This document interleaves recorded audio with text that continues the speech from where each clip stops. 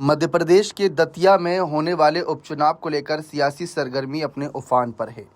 कांग्रेस और बीजेपी अपनी अपनी रणनीति को अंतिम रूप देने में लगी है, लेकिन इस बीच आजाद समाज पार्टी यानी चंद्रशेखर की पार्टी ने सबसे पहले उम्मीदवार घोषित कर चुनावी मुकाबले को दिलचस्प बना दिया। पार्टी ने दामोदर यादव को मैदान में उतारते हुए साफ संकेत दिए हैं कि इस बार दतिया की लड़ाई केवल बीजेपी और कांग्रेस के बीच सीमित नहीं रहने वाली। आजाद समाज पार्टी की इस घोषणा के बाद क्षेत्र में राजनीतिक हलचल और तेज हो गई। माना जा रहा है कि पार्टी सामाजिक समीकरणों को ध्यान में रखकर चुनावी रणनीति तैयार कर रही है।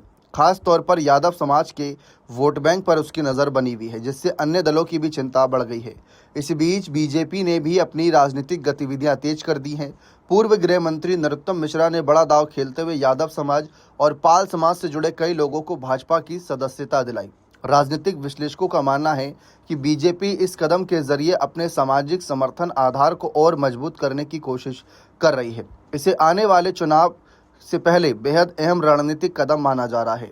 दतिया सीट की राजनीतिक अहमियत उस समय और बढ़ गई जब कांग्रेस विधायक राजेंद्र भारती की सदस्यता खत्म होने के बाद उपचुनाव की संभावना मजबूत हो गई। आर्थिक धोखाधड़ी से जुड़े मामलों में उन्हें 3 साल की सजा सुनाए जाने के बाद यह सीट प्रदेश की राजनीति में चर्चा का बड़ा केंद्र बन गई।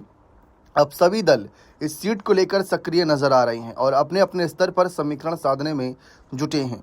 बीजेपी में शामिल हुए नए सदस्यों का स्वागत करते हुए नरोत्तम मिश्रा ने कहा कि अलग अलग समाजों के लोग लगातार बीजेपी से जुड़ रहे हैं, जो पार्टी की बढ़ती स्वीकार्यता को दर्शाता है। उन्होंने दावा किया कि केंद्र और राज्य सरकार की जनहितकारी योजनाओं से प्रभावित होकर लोग बीजेपी का समर्थन कर रहे हैं।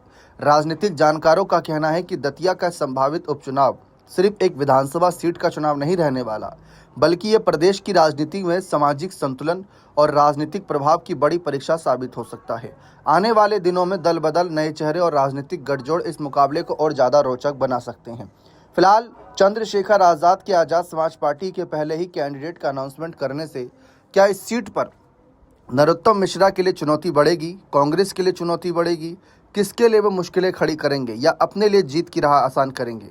देखना दिलचस्प रहेगा। बने रहें चैनल के साथ। बहुत बहुत शुक्रिया।